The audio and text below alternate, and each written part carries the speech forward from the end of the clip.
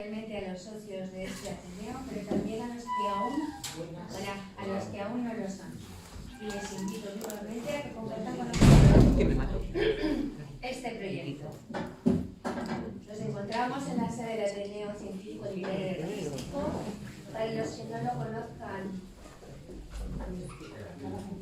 sí.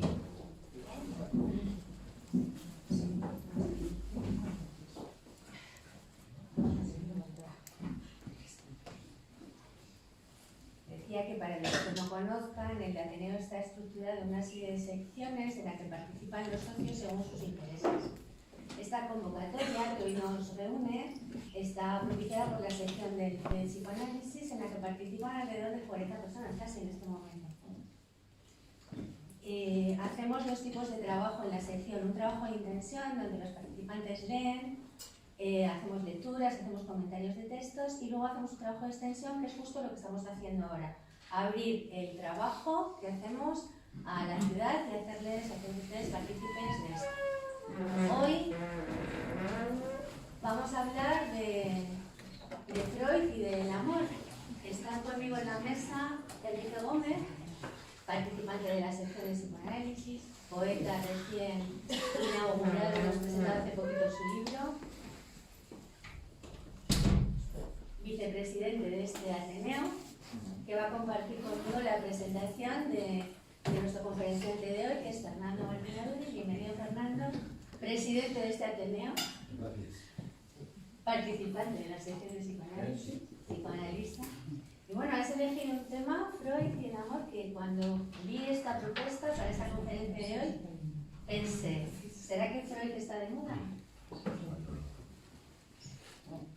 Se me ocurrió pensar que no puede ser de otro modo, ya que ha sido este el asunto que has elegido, Fernando, para convocarnos hoy en este Ateneo y en esta nueva actividad de nuestra sección, que es muy activa, he de decir, que estamos inventando todo el rato, lo cual me agrada mucho.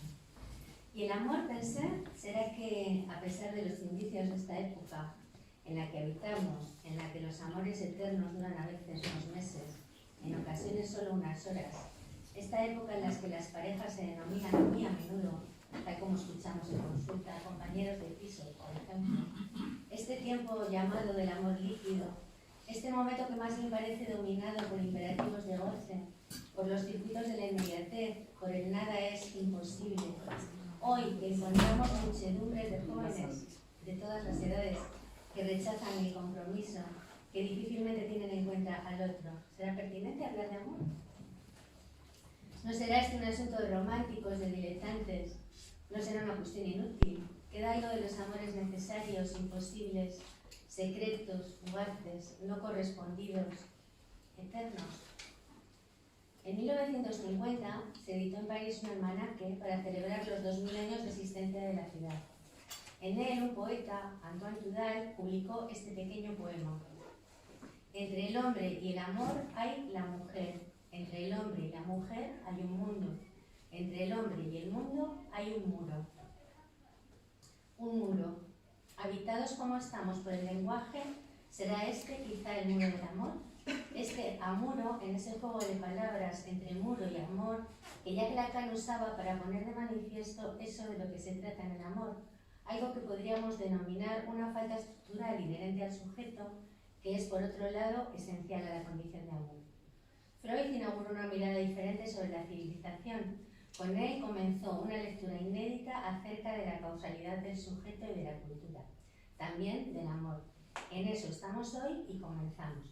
Comenzamos con Enrique Gómez, que va a hacer una pequeña intervención.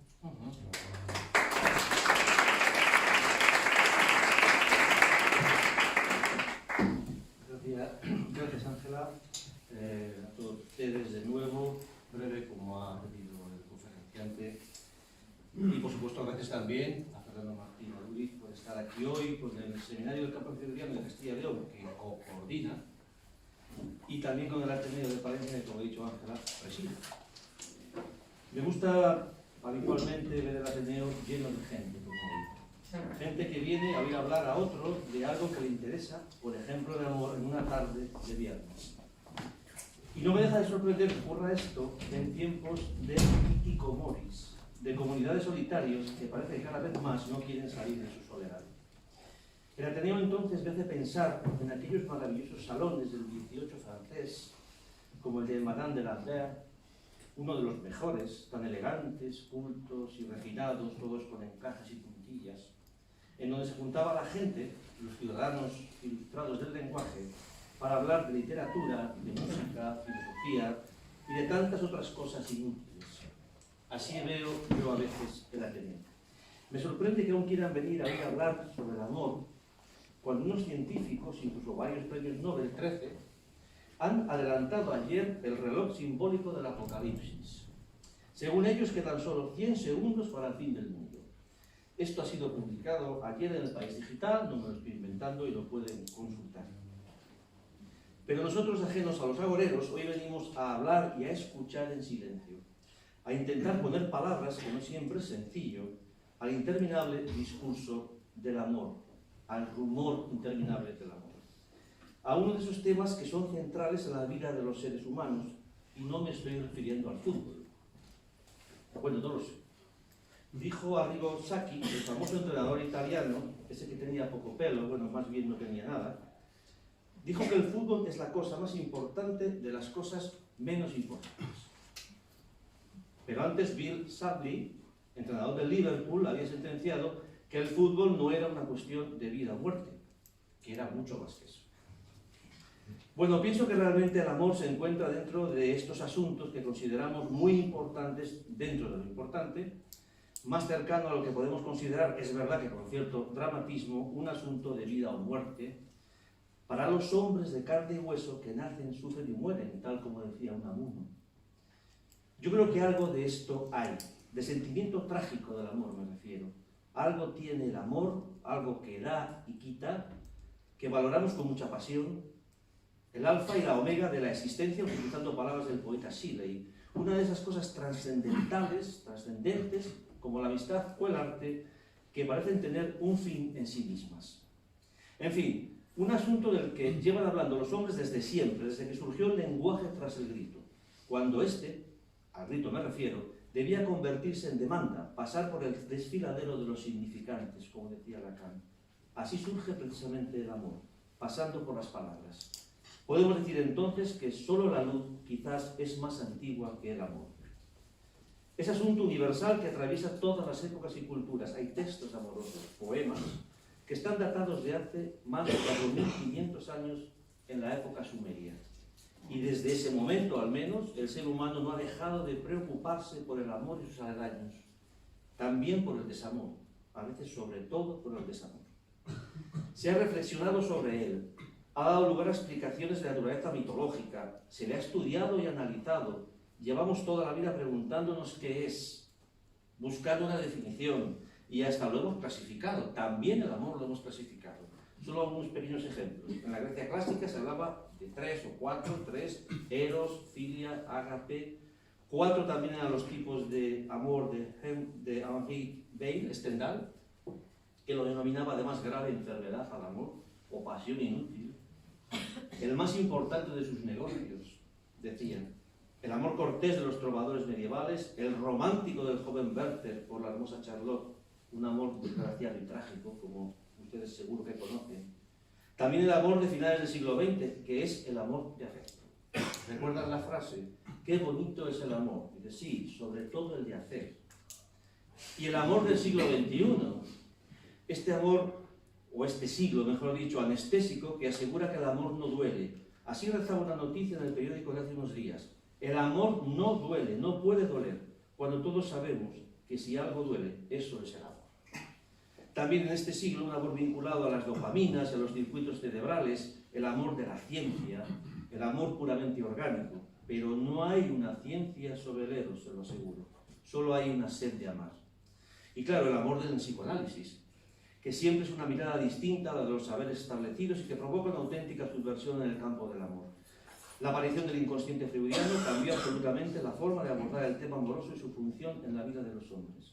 Un amor que desde Freud ya se las tendría que ver con la libido, con el yo, el superyo, el ello, con las palabras, el síntoma, las defensas neuróticas, la elección de objeto, la transferencia como una nueva forma de amor, etcétera, etcétera. He leído que Freud no es considerado un gran pensador sobre el amor y me ha sorprendido muchísimo. Me ha sorprendido porque más allá de sus textos más conocidos y relacionados con el amor, me refiero a aquellos que se enmarcan bajo el epígrafe de contribuciones a la psicología de la vida amorosa, si no me equivoco, Fernando. Por ejemplo, sobre un tipo particular de elección de objeto en el hombre, de 1910, sobre la más generalizada degradación de la vida amorosa, de 1912, o el tabú de la virginidad, de 1918. Más allá de esos textos, toda la obra de Freud, al menos lo que yo he leído, que no es mucho, está atravesada por el amor y las referencias al amoroso son numerosísimas en la mayor parte de sus textos. Como decía Ernest Young, que fue también su biógrafo, si alguna vez un hombre llegó a ganar, gracias a un ardiente aprendizaje, el derecho a hablar con autoridad de amor, ese hombre fue Freud. Veremos seguramente ahora con Fernando Martín Aduriz algo de lo que decía Sigmund Freud en estos textos que acabamos de citar y podrán comprobar la originalidad y la potencia intelectual del psicoanalista vienés, que siempre nos da una imagen también para el amor menos ideal de lo que nos parece, más próximo a lo real. También en el amor, tras Freud, el ser humano no termina de salir bien del todo en la foto. Y ya casi les dejo con Fernando Martín Aduriz, psicoanalista que también ha hablado muchas veces sobre el amor. Hace un año y medio, en mayo de 2018, impartió en el Ateneo un curso sobre el amor que se llamó Pareja, Elección, Celos, Separación. Era de aquellos cursos que denominábamos 151 minutos con... Y también ha escrito sobre este tema en sus columnas semanales en el diario Palentino, parte de ellas recogidas en su Mejor no comprender. Hay en este libro un capítulo, el 3, titulado El susto del amor, y en él nos habla, por ejemplo, de las parejas irresistibles, de las imposibles, de los amores fugaces, de los parásitos del amor, de los amores secretos y de su belleza, del inevitable mal de amores, amores inseguros, porque como él dice, nada más inseguro que el amor. En fin, les recomiendo estas lecturas llenas de sabiduría sobre el amor y sus espejismos. Yo vuelvo siempre que leo estos textos, encuentro en ellos la calma que me hace falta. Y no quiero olvidar el capítulo que dedica al amor en su penúltimo libro, La ansiedad que no cesa, del 2018. Allí nos recuerda que la ansiedad acude a la casa del enamorado, son sus palabras, que vamos detrás del amor, pero que es una búsqueda interminable, porque nos empeñamos en encontrar algo perdido de antemano. Termino. El amor se puede comparar con el mar de mares que es el océano, y también con la noche, que es un mar de oscuridad, porque también el amor tiene algo de oscuridad. Comparte su carácter sublime, su belleza y también algo de lo terrible, porque como escribió Rilke en sus elegías de Duino, la belleza no es sino el nacimiento de lo terrible. También lo dijo Martín Aduriz en la columna Parejas irresistibles, que la belleza está siempre próxima al horror, a media vuelta. Les dejo con él, con el amor y con Freud.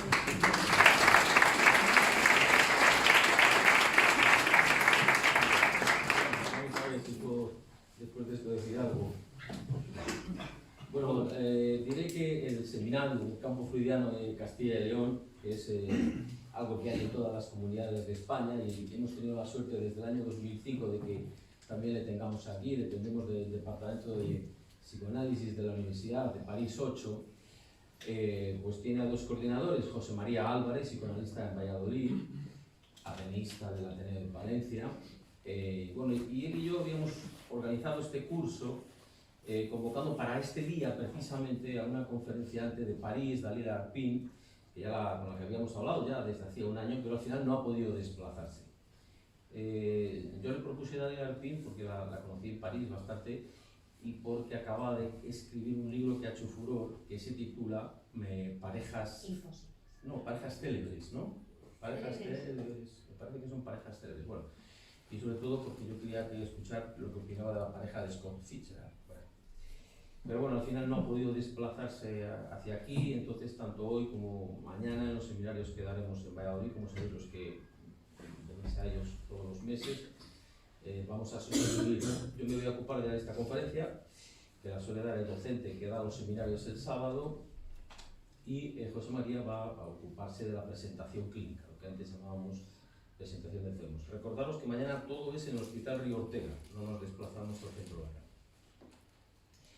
Bueno, agradezco poder hablar en la sede del Ateneo, porque quiero recordar que en el Ateneo de Palencia, digo en una conferencia, ya sé que hablo en unas asambleas, no sé, pero que en el Ateneo de Palencia antes hablaron Unamuno, Valle Inclán y muchos otros personajes que hoy son escritores que leemos. Solo que nunca hablaron en una sede propia del Ateneo, porque el Ateneo de Palencia no tiene sede sino desde febrero del 2018. Como bien sabe Álvaro Gutiérrez, el arquitecto ahí detrás, que es uno de los artífices. Sino que ellos hablaban en los espacios de la Sociedad Económica de Amigos del País, que había aglutinado a todos los ilustrados del siglo XIX de toda España, en lo que hoy es la Delegación de Hacienda. Bueno, recuerdo que para el Ateneo de Palencia me pedisteis otra conferencia en la sección de psicoanálisis en la Casa Junco, que ahora se va a cerrar. Y fue hace 3 años, en abril del 2017, y se tituló Mal de Amores. Bueno, me he dado cuenta cuando me piden que dé una conferencia en el Hospital Río Ortega, que suelen dar la conferencia de los viernes para los MIR y los PIR, que desde que antes estaba el manicomio en Villacián, he hablado 5 veces del amor, me di cuenta en la última. Una me pidieron del desamor, otra del amor infantil, bueno, no sé por qué me ha dado tanto por... me han pedido que me especializara en este asunto, pero sí he pensado que puede ser porque el amor, desde luego, ha sido causa de muchas conversaciones en mi práctica, ¿no? En mi trabajo como psicoanalista. Con personas de todas las edades y condición sexual. Siempre explico que se tiene marginado, porque los adultos olvidan su infancia, por las mejores razones, pero se tiene marginado el concepto de enamoramiento infantil. Les pregunto a ese adulto, ¿usted se enamoró cuando era niño? No, yo no. Pero sabemos que eso que se llama el trastorno de déficit de atención, hemos visto clínicamente que tiene que ver con que el niño no es que no atienda, porque tenga falta de la serotonina, no atiende porque está enamorado. Y cuando digo de todas las edades, bueno, pues porque también cada vez más escuchamos a personas un poco más mayores que nosotros que tienen problemas de amor. Y además los problemas de amor atraviesan todas las condiciones sexuales. Bueno, quiero recordar también que el amor, el deseo y el goce han sido objeto de un cursus del seminario en Casa Junco, ¿no? En el año 2013 por ahí. Pero añadiré que la otra psiquiatría, que es, como sabéis muchos, la psiquiatría que se opone a la psiquiatría biologicista, a la psiquiatría de la receta, a la psiquiatría del tómate la píldora y calla, un movimiento que crece y crece y que está lleno de jóvenes psiquiatras en toda España y en toda Sudamérica, lo he podido comprobar en marzo cuando fui a presentar mi libro a Buenos Aires. Bueno, pues la otra psiquiatría va a tener unas jornadas anuales que las hace, bueno, depende, a veces en Valladolid, a veces en Galicia, esta vez van a ser en Valladolid, y van a llevar el título, que creo que me ha fusilado Carreño, El amor y las relaciones en la época del Tinder. Bueno, he titulado El amor y Freud porque Sigmund Freud, el genio vienés, partió de lo esencial que hoy sabemos del amor. No fue un gran pensador del amor porque estaba en contra del pensar, estaba en otra posición. El clínico no piensa, eso lo dejamos a Descartes. Y del encuentro siempre traumático con la sexualidad. Esto lo hemos tenido en la conferencia de Manolo Fernández Blanco hace muy poco, él lo explicó muy bien, pero es verdad que la sexualidad nos la encontramos, nos descubre, es como una herida que irrumpe desde el inicio de la vida. La sexualidad, por supuesto, no empieza la noche de bodas, como todos sabemos. Y esa irrupción de la sexualidad deja una huella, siempre, deja una marca, pero que esa huella y esa marca inicia la inercia de la repetición de goce para todos nosotros durante toda nuestra vida. Esa marca, esa inercia de nuestro modo de goce, nosotros tenemos un nombre para nombrarlo, Freud no lo nombró así, lo nombra después Lacan, que es el fantasma fundamental. Es decir, la fantasía que permite o no la satisfacción sexual. para aclarar un poco el concepto de fantasma rápidamente, decir que hay un libro que hace furor, que son 40, 50 o 60, no sé cuántas son, sombras de Grey. Un libro que si precisamente ha sido bestseller, hay que recordar, lo ha sido porque como es precisamente un catálogo de fantasmas, de fantasías sexuales, es muy difícil que el lector no se reconozca en ninguna de ellas. Esto ya lo tenemos claro. Bien, también porque no existe un saber previo de la sexualidad ni un manual único. Los que han estudiado psicología del bebé sí saben eso que las abuelas llaman las mañas del bebé para producirse placer. Es decir, para aliviar sus tensiones displacenteras y para manipular a los adultos que le rodean. Ahí empieza la sexualidad. También porque en 1905 Freud publica un libro extraordinario que se adelanta 100 años a la teoría queer, diversidad de las identidades sexuales que hoy polarizan el debate binario, por otro lado, entre binarismo o no binarismo. Es decir, partir de que solamente hay dos sexos, masculino y femenino, o ampliar el abanico para decir que las identidades sexuales pueden ser muchas más. Es evidente que nosotros coincidimos con la teoría queer y ahora voy a explicar por qué. Bien, este libro se llama 3 ensayos para una teoría sexual. Bueno, yo no me canso de proponer la lectura de este libro porque realmente ahí está prácticamente todo. No sé las veces que ya lo habremos leído, pero empezamos a estudiar en los años 80, bueno, empezamos a estudiar en los años 70, finales de los 70, a escondidas. Bueno, básicamente, lo que Freud propone en 3 ensayos para una teoría sexual es tener en cuenta que, en lo referente al objeto sexual que se elige, como en lo referente al fin sexual, cuál es el fin de la sexualidad, no hay un único fin y no hay un único objeto que lo marca la anatomía. Es decir, hay diversidad. Por lo tanto, al no haber un único objeto sexual universal, es decir, no hay la persona del otro sexo a quien hay que dirigir la actividad sexual, porque no siempre es persona del otro sexo, y porque no siempre, como vamos a ir viendo, el amor puede dirigirse afuera del propio sujeto, ni la sexualidad tiene en todas las personas tampoco idéntica finalidad, ni mucho menos, que esto es lo que nos diferencia de toda una teoría, existe el instinto sexual. Eso sí que existe en los animales.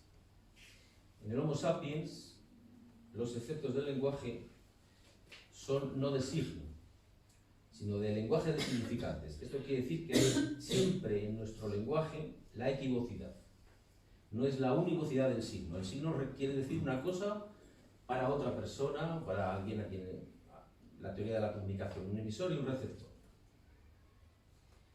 Pero el lenguaje del ser humano es un lenguaje equívoco. Esto es lo que hace que siempre tengamos en nuestras conversaciones y nuestros enfados malentendidos y sobreentendidos. Es la base del teléfono escacharrado. Es la base del Babel de las lenguas que habitamos. Por lo tanto, no se puede decir que la sexualidad es algo natural. Esto a veces se dice mucho. Y ha producido las peores cosas. Por tanto, la sexualidad no es susceptible de educación, y mucho menos de reeducación. La educación sexual puede reducirse, por tanto, está bien, a una información referente a la anatomía y a la función de los órganos genitales. Es decir, decirle al niño lo que ya sabe. Al decir de los educandos, al decir a estos educandos, por parte de los supuestamente ya educados, los educadores, lo que ya han experimentado desde la cuna, es decir, que hay objetos que les producen satisfacción, que hay mecanismos, que hay estilos, que hay formas, que hay usos, que hay manejos, que hay movimientos que les son placenteros, no es de extrañar el absurdo de tal pretensión y los resultados inocuos o paradójicamente contraproducentes de tal pretensión de educar. Se vio en los comunitarismos también de los años 70, en las comunidades hippies, donde se tomaba la sexualidad como algo natural. Y se ve todavía en personas que dicen, bueno, nosotros educamos de una manera natural a nuestros hijos. Estamos todo el día desnudos. Cosas de estas que producen los peores efectos, como se dice. Hoy ya sabemos que pasaba en Dinamarca, en Cristiana, en todas esas comunidades donde el comunitarismo equivocó los papeles. Freud entonces elabora en este libro, los 3 ensayos, cosas magníficas. La función del fetichismo, la función de los objetos parciales, la función de que hay muchas zonas erógenas en nuestro cuerpo, la función muy importante de la sobreestimación sexual del objeto, es decir, hasta qué punto a veces en la sexualidad se busca y en el amor la idea del objeto como objeto total. Esto se ve muy bien en la relación entre especialmente, no siempre, entre las madres y los hijos, cuando el hijo completa totalmente la satisfacción de la madre. Es lo que hace que la madre, cuando tiene un hijo, pueda pasar más a la función madre que a la función mujer y enviar al padre a otros asuntos que no son precisamente los más adecuados, como por ejemplo el bar. Freud habla también del sadismo y del masoquismo. El sadismo y el masoquismo había sido conceptualizado en 1886 por el gran Richard von Krafft-Ebing. Su libro Psicopatías Sexualis os le recomiendo, es maravilloso. Incluso os recomiendo una versión reducida que yo leí hace 20 años, prologada por Berlanga. No tiene desperdicio. Berlanga confiesa que es un fetichista. Berlanga es director de cine, me refiero, ¿no? Y dice cosas como que él prefiere en la ropa interior el rojo y el negro, y dice, lo prefiero porque soy anarquista.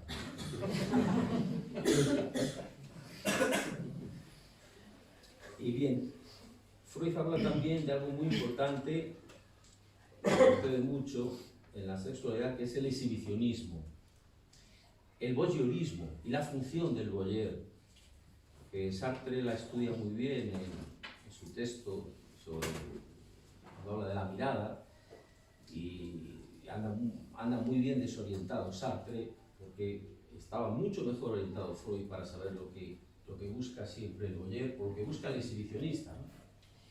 Habla también Freud de la amnesia infantil, de lo que sucede en ese periodo donde el niño olvida todo lo que ha sucedido de los malos encuentros de la sexualidad. Hoy está de moda, conocemos hasta qué punto los niños en su infancia han sido objeto de los abusos más degradantes, y de qué manera eso ha afectado tanto a su vida normal como a algo más importante que la vida normal, es decir, a su propia personalidad, y lo que ha costado, algunos lo hemos visto en vivo y en directo, poder traspasar los muros de la amnesia infantil, del intento de coger el secreto, encerrarle en un cajón, cerrar con llave y tirar la llave.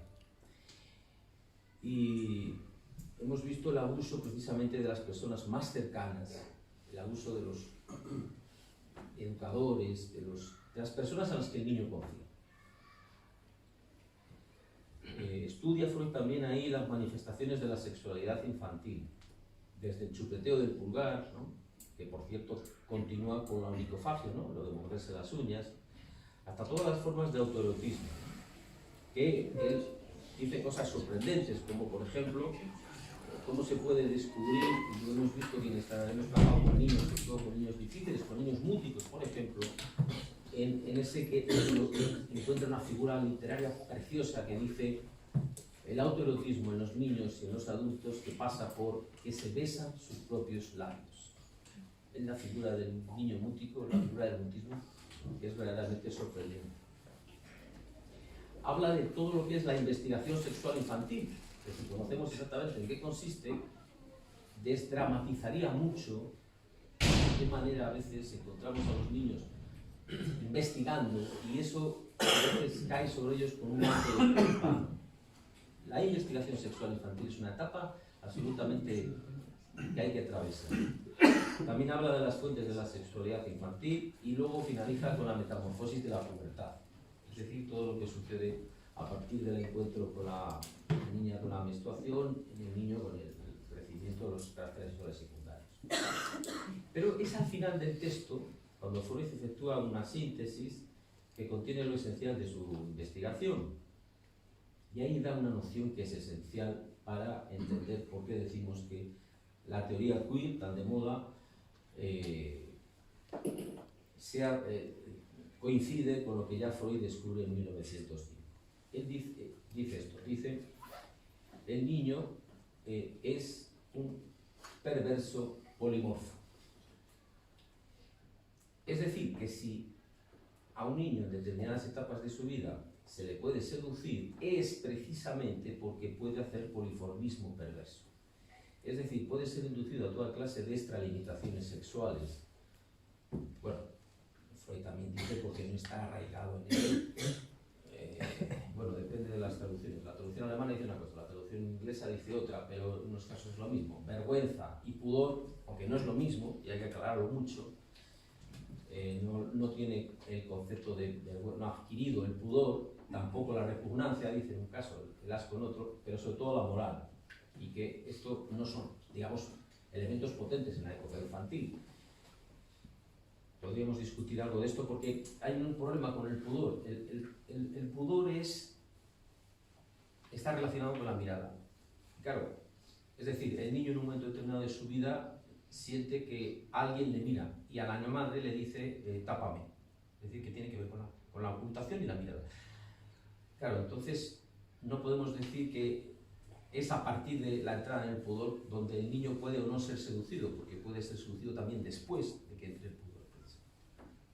Pero en cualquier caso, lo que trato de explicarme es que en esa forma diversa de elección del fin sexual y del objeto, son muy variantes, muy distintas, las distintas variantes, perdón, de elección de objeto y de finalidad que luego a su vez se va a encontrar en su vida. Esto engarza claramente con el postulado de la teoría queer. Es decir, Freud se aleja, y hay que alejarse del binarismo de la identidad sexual y en la vida amorosa. Es decir, ir más allá de la anatomía, es decir, para decidir si un hombre o es mujer, no hay que mirar la identidad. Hay que escucharle. Hay que escucharle primero. Y entonces, a partir de ahí decidimos. Con la edad pasa lo mismo. Pero,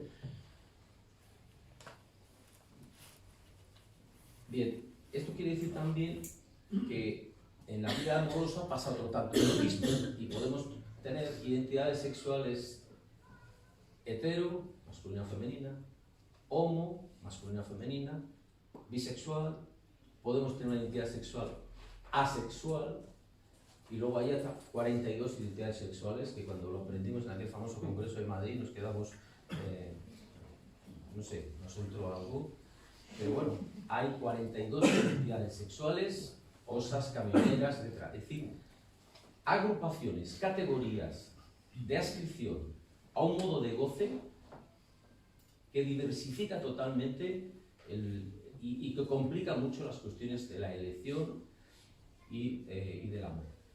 Para nosotros la cosa se orienta de una manera más sencilla. Una cosa es la identidad sexual, es decir, la identidad siempre es la suma de las identificaciones, es decir, la suma de las transformaciones que un niño y una persona va pegando a lo largo de toda su vida a medida que se va encontrando con nosotros, de los que va tomando rasgos, partiendo del rasgo del otro primordial, que es el padre y la madre, y las distintas personas que influyen sobre él. Pero otra cosa es la orientación sexual, que eso sí que va a ser algo uno por uno. El modo de goce, como decía antes, por el encuentro fantasmático que hay en el momento de encontrarse con la sexualidad. Pero hay que recordar que, por lo tanto, no tenemos nada que decir respecto a la sexualidad y al amor, ni en los genes, como se publicita en algunos, ni en la biología, ni en la genética, sino que es la cultura.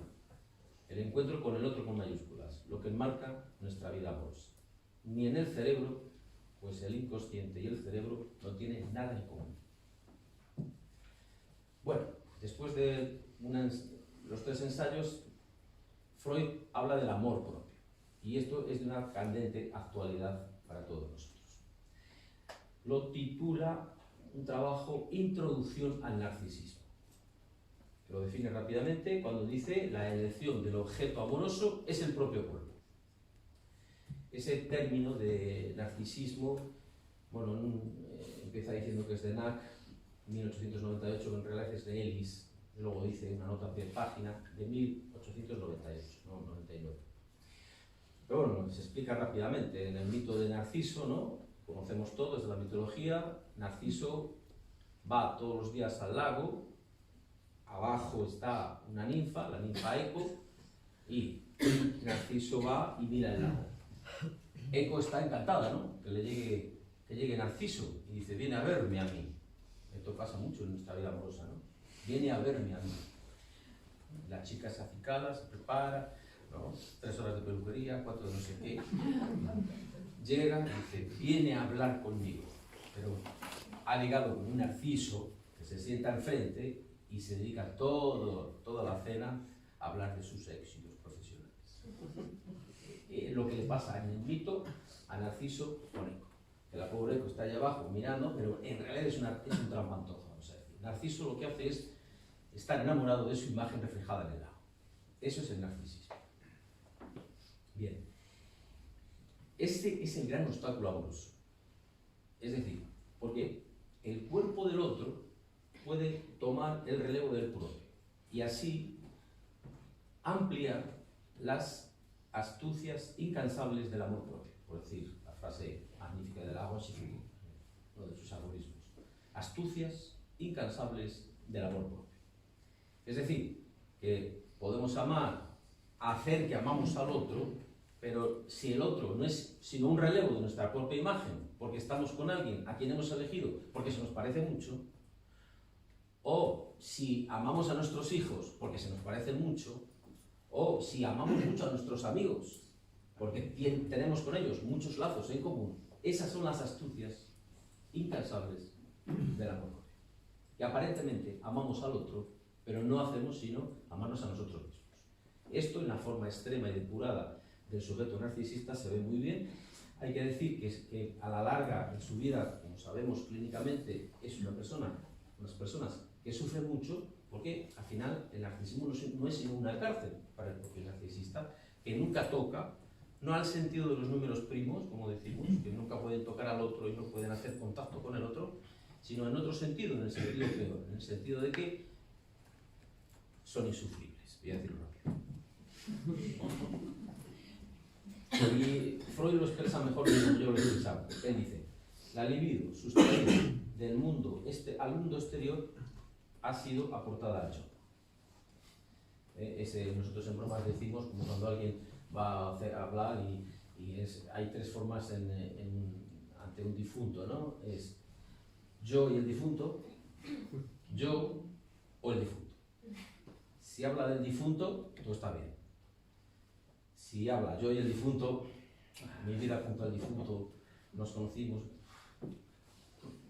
ya no digamos que ante el difunto solo habla de sí mismo. Para mí la muerte es... Bueno, entre los desarrollos freudianos en ese texto de Introducción al Narcisismo destacaré los caminos que abre para rodear el concepto que son. Por ejemplo, 1. Habla del narcisista como aquel que está observando la enfermedad orgánica. Es decir, el desinterés amoroso que puede llegar a tener alguien cuando le duele algo o cuando está enfermo. Este punto clínico, bueno, aquí hay médicos y enfermeros estarán de acuerdo conmigo, de qué manera podemos ver claramente que por más que haya alguien al lado que le está amando o que en ese momento no tiene ningún gesto, no tiene ninguna posibilidad de tener la más mínima empatía con nadie, porque en ese momento el cuerpo propio focaliza todo su amor y todo su cuidado. Es verdad que también está la cuestión de la necesidad, pero para nosotros la necesidad no tiene demasiado peso, como sabemos, la demanda no tiene peso, lo que nos importa siempre es el deseo, porque no se hace nada por necesidad, como sabemos también, nos han enseñado las anorésicas o los gastrónomos, mientras se quiera comer. Se come por apetito, no por necesidad. Bueno, la segunda cosa que dice es la hipocondría. Es decir, que se concentra todo el amor que debería dirigirse hacia el exterior, hacia el órgano también, pero en este caso, hacia el órgano supuestamente dañado. Freud ahí tiene una intuición absolutamente genial. Y es lo que hay que saber para sacar al hipocondríaco de los laberintos en los que se mete, que son muchos además, ¿no? Y a una persona se la puede sacar de un laberinto, porque de un laberinto se sale, donde no se sale es de una línea recta. Lo digo con toda la carga de profundidad. Y también, en tercer lugar, habla en general, dice, de la vida erótica. Habla de la vida erótica, dice, la elección de pareja, la elección de objeto, puede ser conforme a rasgos de la propia persona, de la propia imagen. Es decir, demuestran buscarse a sí mismos como objeto erótico en el otro. Esto no en todos los casos, pero en muchos de los casos de las elecciones de pareja homosexual se ven muy bien, porque son como dos gotas de agua. Y precisamente hacen la elección de objeto homosexual porque el objeto homosexual mantiene en la forma, al menos, las mismas características y en la posesión de los mismos órganos. Es este asunto muy decisivo en nuestro momento. Para mí, el asunto del amor propio está caracterizado enteramente por una epidemia mucho mayor que la del coronavirus, una epidemia generalizada, lo que no sé cómo solucionar eso, no sé cuántas ciudades habría que... de la enfermedad del amor propio. Y estos días se ve precisamente en los llamados propósitos de Año Nuevo. Yo fui a la radio y también me quería ver a la televisión, el otro día era para decir que había el lunes más triste del año y no sé qué, que había que hablar de... No sabía que había un día tan triste como el pobre 20 de enero. Pero es verdad que me dijeron, hable usted porque resulta que parece ser que los propósitos que se hacen para primeros de año, el día 20 ya se sabe que no se han cumplido. Yo tampoco sabía que tan rápido se podía abandonar el gimnasio. Finalmente, a mí me parece que lo que es decisivo en esto es lo siguiente. Los propósitos del sujeto de nuestra época son narcisistas, individualistas feroces. No hay propósitos de vamos a ver si conseguimos que nuestra asociación pite mejor. Son que mi cuerpo vaya mejor, que tenga más idiomas, que deje de fumar, que me cuide mejor, etc. Y que el gimnasio me permita una imagen. Quiero decir que el individualismo en nuestra época es muy importante porque gana la partida al asociacionismo, pues, y está de moda también, hablan de la marca individual, ya es el colmo. Deje su marca, hágase su marca, tenga su logo y toda la autopromoción que se imponen, parece ser, en el combate comercial. Y entonces, bueno, pues está claro que nuestra época es la época del ascenso del objeto frente a la caída del ideal. Venimos de una época donde el ideal tenía su lugar y estamos en una época donde el objeto triunfa, y sobre todo el objeto mirada, que Instagram triunfa totalmente. Bueno, en la vida amorosa la presencia del narcisismo, del culto al cuerpo, del culto a la propia personalidad, encierra a cada quien, como he dicho antes, en una cárcel. Y desde luego solo puede dirigirse a ese espejo, a ese lago, y no a Eco, que espera que un día su narciso pueda dirigirse de verdad a ella o a él. La queja de mujeres que viven y sufren a sujetos narcisistas encantados de haberse conocido aumenta en nuestro tiempo, cuando precisamente esa empresa la inician en la educación de los niños. Estos adultos que hacen de sus infantes una prolongación de su yo, y así se cumple también esta idea freudiana en este mismo texto de Introducción al Narcisismo que llama His Majesty the Baby, Su Majestad el Niño. Al niño, dice Freud, se le intenta evitar el peso de la cultura, se le intentan postergar los límites y las prohibiciones con la excusa de que ya habrá tiempo para que sufra, y con la trampa de por medio de las proyecciones de los adultos que se ven reflejados en el niño y que quisieran evitarse a sí mismos las reglas que en su vida tuvieron que aceptar, renunciando al placer y aceptando la ley y la civilización. Freud lo llama la resurrección del narcisismo de los padres. Siguiente punto, amor y elección de pareja.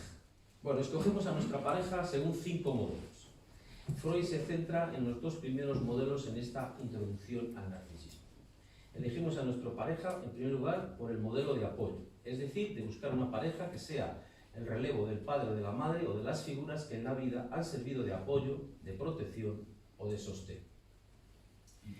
Esto se ve también muy bien cuando los padres a la mujer le dicen: mamá, trae las zapatillas. El segundo modelo es el modelo narcisista. Es decir, ya lo he hablado, alguien idéntico en rasgos físicos o intelectuales, o bien del lado del yo ideal, es decir, tal como se hubiera querido llegar a ser.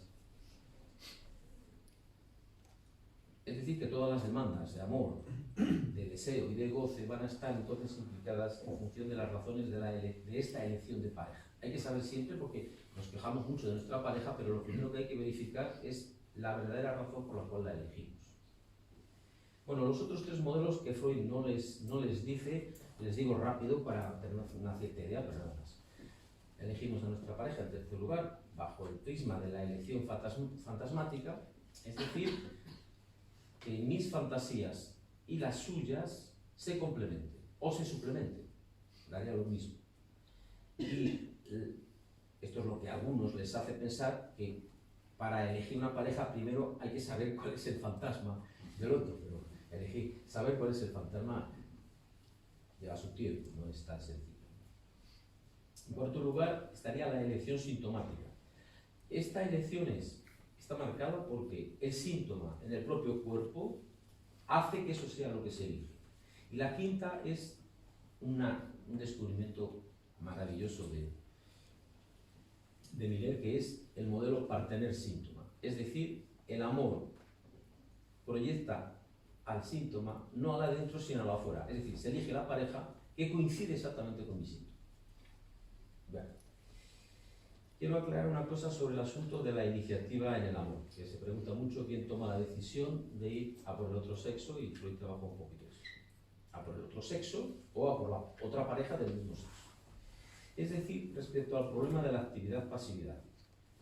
La actividad siempre se ha escrito del lado masculino, la pasividad del lado femenino. Simone de Beauvoir lo empieza explicando en su gran texto El segundo sexo, y casi todas las feministas hablan de eso. Pero bien, quiero recordar que Freud recuerda algo para mí decisivo cuando lo leí, que es: se precisa mucha actividad para mantener una posición pasiva.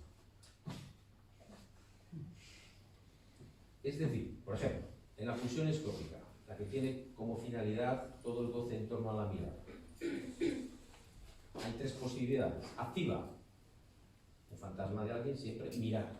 Hemos visto el caso de Goyer. Pasiva, ser mirado, ser mirada, muy cara al sujeto externo. Pero hay una tercera que es activo-pasiva, que es hacerse mirar, muy cara al sujeto exhibicionista, por supuesto. Entonces, un ejemplo, ya que está aquí la directora de la sección de música, sería el seducir mediante la música. No sé si estará de acuerdo. Recordemos que las primeras manifestaciones, corrígeme si me equivoco, de la música antigua, por ejemplo las jarchas, eran femeninas. Me he quedado maravillado con una y la tengo siempre ahí. Dice así, o sea, la música, es fuerte, ¿eh? Amiguito, decídete, ven a tomarme, bésame la boca, apriétame los pechos, junta, ajorca y arracada, mi marido está ocupado. La edad. Bueno, con esto cierro el paréntesis de la tirada. Sí, porque también es actual. Muchas mujeres se preguntan si hacen bien en mantener una posición activa, o si esto ahora ya les deja como ñoñas, que tienen que estar, como en la película Calle Mayor, tirando el pañuelo. Bueno, ahora el pañuelo no es el sistema es mover el Tinder hacia la derecha o hacia la izquierda. El lado mismo. Es nuestra época, tenemos que estar en la subjetividad de nuestra época. Ahora no, si alguien va por la calle de baño y le tira el pañuelo, yo creo que, o lo podemos hacer un día para reírnos un poco. Hacemos una prueba, participamos unos cuantos, vamos por la derecha, por la izquierda, buenos días, buenos días, y tiramos uno. Entonces, esa era la práctica, Sari me corregirá, era la práctica de los usos amorosos de las pequeñas ciudades. No había... Yo no he llegado a lo del pañuelo, O sea, lo he leído en las novelas. La novela amorosa. Pero lo de la derecha y la izquierda lo leí, eso sabes, pero el pañuelo arriba manos, pero del pañuelo nada. Bueno, voy a hablar de la condición de voz, que tú lo has mencionado antes. La condición de voz es un texto precioso de Freud, donde viene a decir: Rápidamente. Él lo ve desde el punto de vista del hombre hacia la mujer. Tendríamos que cambiar. Bueno, él dice, 1910, él dice, algunos hombres, para poder llegar a la satisfacción sexual, tienen una serie de condiciones de goce. Muy bien. Esto precisamente es lo que nos va a diferenciar de la teoría queer, que sin entender la condición de goce no podemos aceptar esa diversidad sexual, porque cada uno tiene una.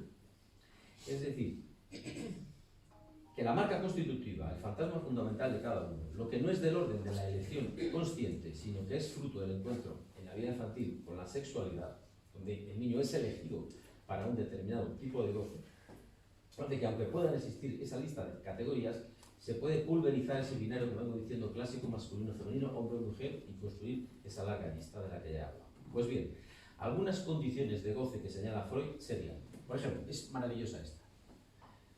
Algunos hombres solo pueden encontrar mujeres bajo la condición prejuicio de un tercero.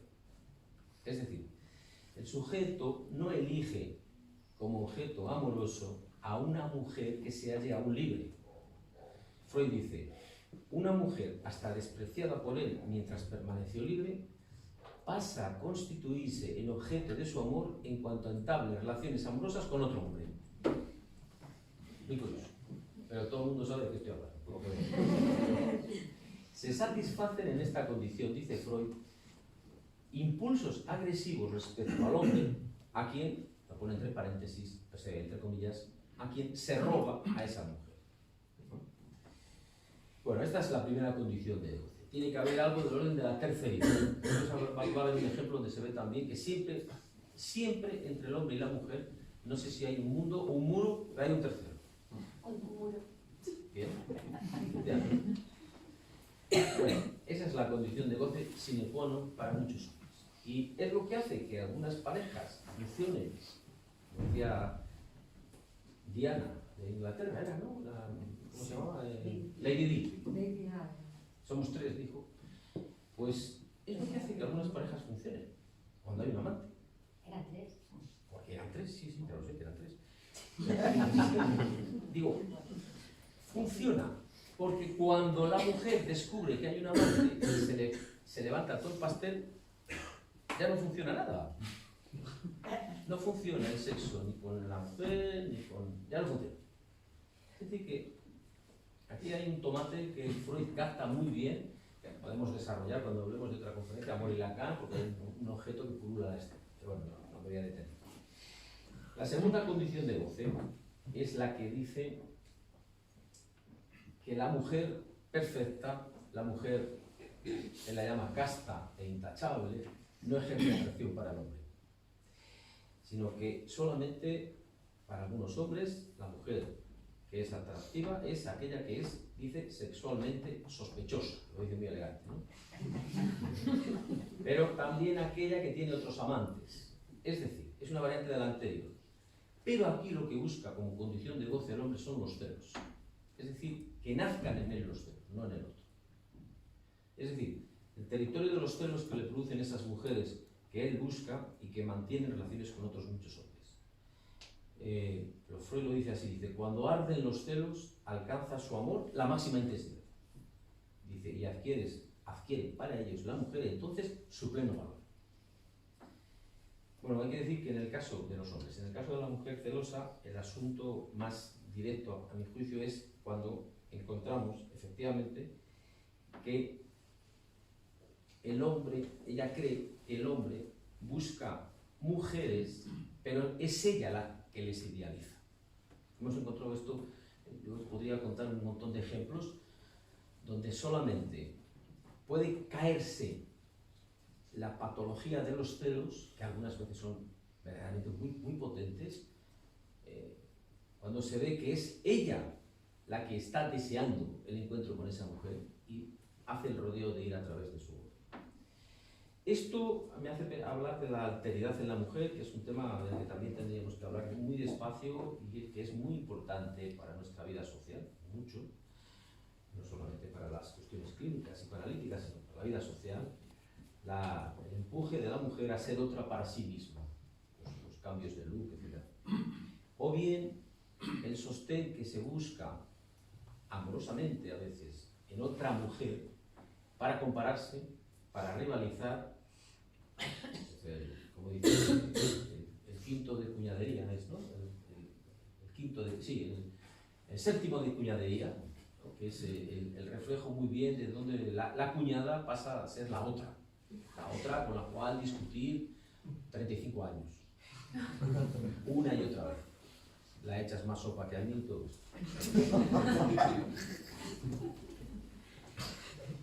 Bueno, diré que un ejemplo paradigmático de nuestra época de inteligente y educada resolución de un conflicto amoroso, para mí la mejor fórmula que he visto, lo ejemplifica una pareja formada por el escritor y cineasta David Trueba con la actriz Ariadna Gil, y la aceptación y animación a que la empuja, con quien tiene 3 hijos, para que, puesto que, cariño, te has enamorado y el amor solo pasa una vez, le dice, o dos, pues vive tu amor. Esto es reprochado en otro libro. Bueno, Ariadna Gil es una actriz más o menos conocida, yo creo, no me acuerdo de sus películas, sé que ha tenido un Oscar, ha tenido una vez, ¿no? Con Belle Époque. Y en el rodaje del libro de Pérez Reverte, ¿cómo se llama? En el rodaje conoce a un argentino, Viggo Mortensen, entonces se enamoran perdidamente los dos de una aventura amorosa, no sé, como buena aventura amorosa es clandestina. Ahora yo no sé por qué se ha puesto de moda, que hay que contarlo todo. Hay que defender el secreto en el interior de las parejas. ¿Qué puede haber de vida amorosa interesante si no hay secreto? El secreto es una gran conquista de la civilización. Entonces hay una aventura amorosa guardada en secreto. Bueno, pero parece ser que las buenas historias de amor a veces no pueden ser en secreto y fueron conocidas. Y la reacción de David Trueba fue de esa guisa: cariño, tú sigue tu amor y yo te ayudaré todo lo que pueda. Los amigos pitecantropos no se lo entendieron a este David Trueba, pero pienso que aún resta mucho tiempo de educación ilustrada para los pitecantropos que afirman ser propietarios del cuerpo del otro y no respetar la constante posibilidad de enamoramientos.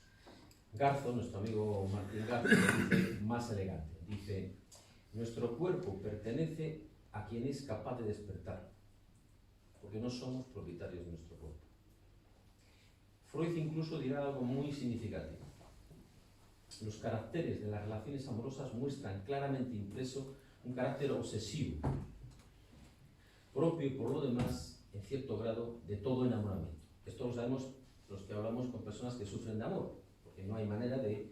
Y lo sabemos los amigos cuando nos dan la chapa, los que están en un problema de amor y desamor, y no me quiere, y si me quiere, y no me deja, la escribo, no la escribo, ¿qué voy a hacer? Es una cosa, es un círculo de rumiación obsesiva muy difícil de cortar y que tiene su recorrido, hay que dejarles que tenga su recorrido un par de años. Bueno, ahí está el mal de amores, por lo tanto, los sustos del amor, ya habéis mencionado, de García Márquez, que es verdad que es de aquel que no ha tenido un susto en el amor, no sabe lo que es el amor. Y de ahí está también el despecho amoroso y, digo de pasada por no, la violencia entre los sexos. Bastante de la violencia entre los sexos. Diré que hay 2 tipos de celos. Los normales, todos nosotros, edípicos, es decir, donde está en juego siempre esa terceridad, y los patológicos. Los patológicos son celos del paranoico, porque el paranoico tiene un axioma, hay un otro que quiere perjudicarme, y encuentra precisamente la figura de el otro se lo hace con mi pareja, el caldo de cultivo para pasar al acto, especialmente en la llamada violencia de género, que no está. Bueno, siguiente punto, la degradación de la vida amorosa. Un breve excursus histórico antes de esto que comentar este texto freudiano. Es la cuestión del afecto marital, la affectio maritalis.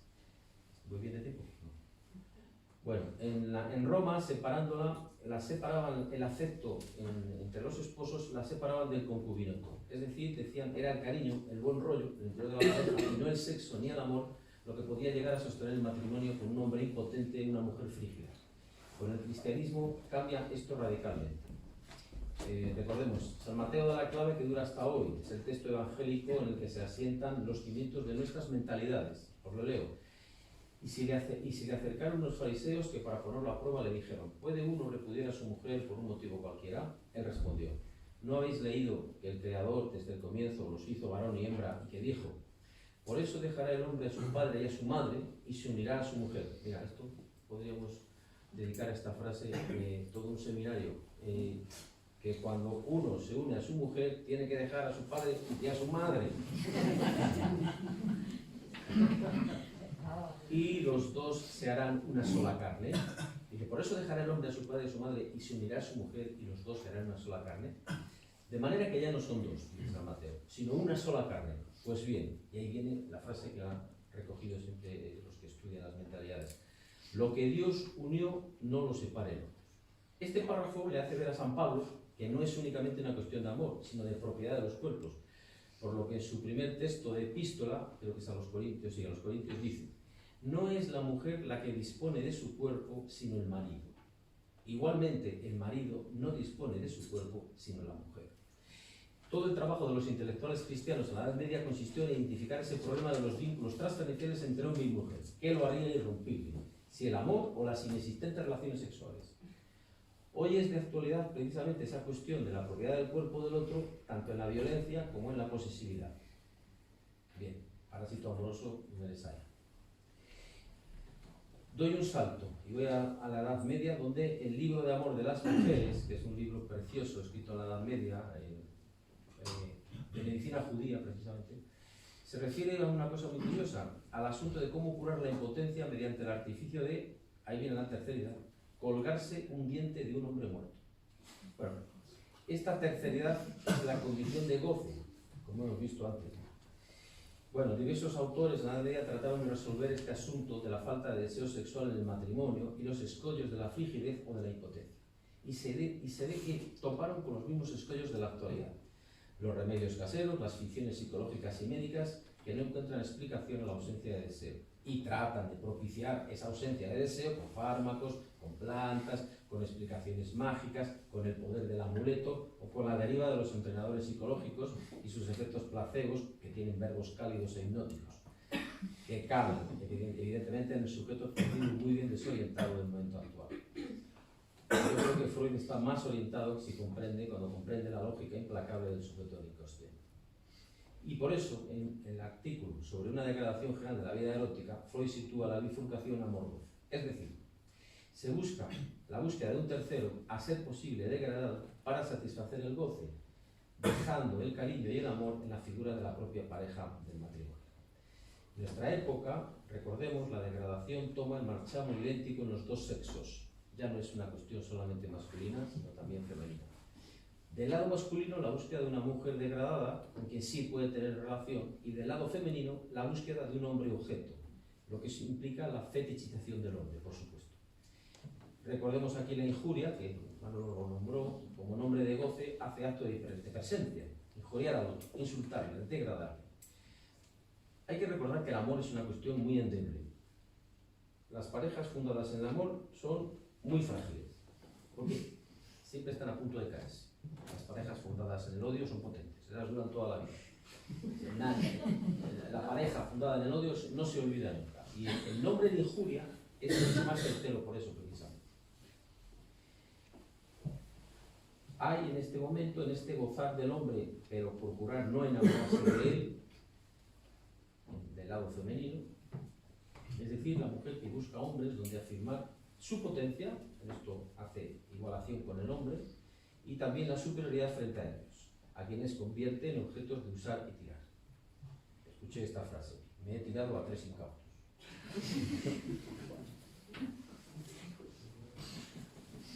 Bueno, yo quiero decir que las condiciones de amor, en ellas siempre se formula una demanda. Hay que recordar esto. Es decir, se le pide algo al otro.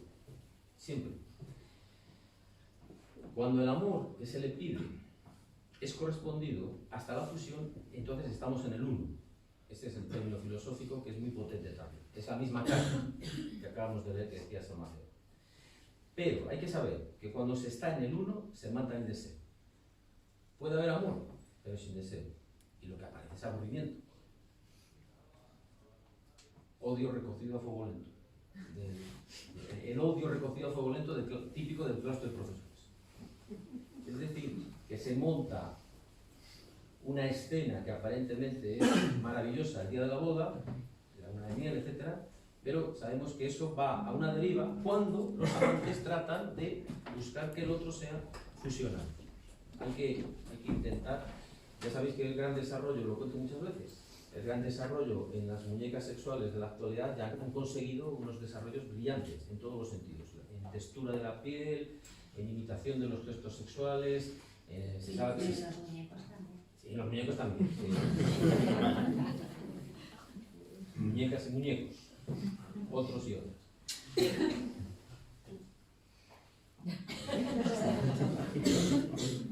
Pero están atascados en un problema. Sí, el muñeco es el acompañante sexual que invadirá las vidas de nuestros hijos y nietos. Yo no creo que... No sabemos lo que puede pasar. Están atascados. Todo esto es el desarrollo de la inteligencia artificial. Y realmente el acompañante... Se busca la completud en el acompañante. Es el viejo anhelo que vuelve una y otra vez en los hombres, que la pareja sea otra total. Y como eso es un imposible, es lo que Freud pescó y dijo, la válvula de escape para algunas mujeres y también para muchos hombres es que la mujer sea no total. Bueno, pues en lo que están atascados es en eso, que muy bonita la muñeca, muy bonita la piel, puedes elegir el color de los ojos, conoce tus gustos sexuales, te abre la puerta cuando llegas cansada del trabajo, no se queja nunca de nada, no dice tal, no aguanta a tu madre, etc. Pero están atascados en un problema que no logra resolver la inteligencia artificial, basada en el binarismo, que es que no discute. Y, evidentemente, que es un matrimonio sin discusión, que es una pareja que no discute 100 veces al día. Nada. Es decir, eso es lo que digo, matar el deseo. Fusionar es matar el deseo. Por otro lado, el goce es inasible, es insistente, exigente, porque no pide la presencia del otro como en el amor, pero sí pide saber si el otro goza, y sobre todo, si en ese goce hay amor. Los adolescentes lo dicen de otra manera, dicen, van a lo que van. Es decir, hacen la tautología, que no tiene salida, ¿no? Y yo siempre les pregunto, ¿qué es? ¿A qué van? A lo que van. Ya, tú me tienes que aclarar un poco más eso. Es decir, la pregunta sería, cuando tú gozas, ¿me quieres o no me quieres? Es decir, porque el amor está a caballo entre el deseo y el goce. Hay que transitar por el camino del amor si queremos goce. Freud recorre el camino inverso. Freud dice, el goce se encuentra en el propio cuerpo y hay que pasar a través del amor del otro a quien amamos para encontrar el deseo, para convertirle en un objeto de deseo. Es decir, repito, cuando en el amor se busca la fusión en uno, eso mata el deseo. Es por eso que en la antesala del encuentro amoroso hay amantes que precisan, justo antes de tener relaciones sexuales, buscan siempre la injuria, el maltrato, la discusión, la bronca, en lo que ellos llaman la gran escena. Siempre me tienes que montar una escena. O sea, cuando vamos a tener relaciones, ya sé que las vamos a tener, porque antes me has montado una escena. Es decir, es un circuito fijo que hace unas cuantas permutaciones, es topológico, pero van cambiando los lugares, pero se repiten con precisión matemática los mismos efectos, porque se trata, en el fondo, de estar con alguien diferente, de asegurarse de que el otro no soy yo, de que el otro es diferente. Para, sabiéndose distintos, desearse y poder uno ir al encuentro del otro. Es por eso que siempre hay un cierto componente agresivo en toda la sexualidad. Es por eso que se estancaron con la educación sexual, precisamente, que acabó siendo meramente decirles a los chavales lo que ya sabían. Finalmente, es verdad, hayamos perdido de antemano, por efecto del lenguaje buscamos eso perdido y por eso hay deseo. Hay deseo cuando hay falta. Tenía pensado hablar del amor de transferencia, pero como quiero ser a lo Gracián, lo más breve, porque me aburren las conferencias largas y ya me estoy quedando a aburrir, voy a ir a lo último, que es algo que tenía pensado como final y que creo que les va a gustar, tanto al experto en aves que me ha presentado hoy, el vicepresidente del Ateneo, como a la directora de la sección de música, Luisa Ayfresen. A ver si os gusta cómo voy a acabar la conferencia. Lo he descubierto en un texto que se titula Seducir de oídas. Porque es algo que rompe toda idea de normalidad y de naturalismo en el amor y en el sexo, y que impone las tesis freudianas de la sexualidad como el resultado del encuentro con el otro, con el lugar donde están los significantes, todo el arsenal cultural. Es un documental de David Attenborough, lo conoceréis, Premio Príncipe de Asturias en Ciencias Sociales en 2009, es un biólogo y divulgador científico. Yo creo que este autor no dispone del instrumental freudiano como nosotros y no ha logrado ver el alcance que para nuestra posición como psicoanalistas y nuestro trabajo tiene lo que él descubre. Él graba un documental en un bosque australiano. Se trata del canto de los pájaros. Y hay una escena final con un ave lira. El macho, ave lira, prepara el lugar, ha leído a María Zambrano y va a un claro del bosque, realiza el despliegue de plumas, emite sonidos llamando a la hembra, y es el canto nupcial. El ave lira no transmite conforme a genes como otras especies de pájaros, que ya tienen esa sobredeterminación. Es por eso que cada ave lira tiene que producir un canto propio, como nosotros. Si queremos ligar, un canto propio. Por eso cuando dicen unas recetas para ligar, que yo se me dan muy mal, imposible. Porque le podía pasar lo que va a pasar. Tiene que componer. Es decir, si quiere ligar en el ritual de cortejo, tiene que componer un canto propio. Entonces el ave lira comienza imitando los sonidos de su entorno, es decir, los sonidos de los otros pájaros. Pero claro, la monta, porque esto confunde a los otros pájaros de las otras especies y se monta la del lío. Entonces, ¿qué inventa el ave lira? Pasa a emitir reproducciones perfectas, se ve en el documental, de sirenas. Sirenas de ambulancia. Sierras mecánicas, motores de automóvil y sobre todo disparadores de máquinas de fotos automáticas, cuya procedencia no es necesario explicar, puesto que el pobre animal debe vivir atacado continuamente por las cámaras de los turistas. Es decir, es ahí cuando empieza a ligar. Cuando compone el canto propio, es el resultado de su experiencia particular, la experiencia de cada individuo en un proceso de aprendizaje basado en la interacción social de cada uno con su entorno. Si el canto del ruiseñor es de naturaleza, el canto del ave lira entonces es de cultura. Aunque en ambos casos, como nosotros, los machos intenten lo mismo, establecer relaciones con las hembras de su especie.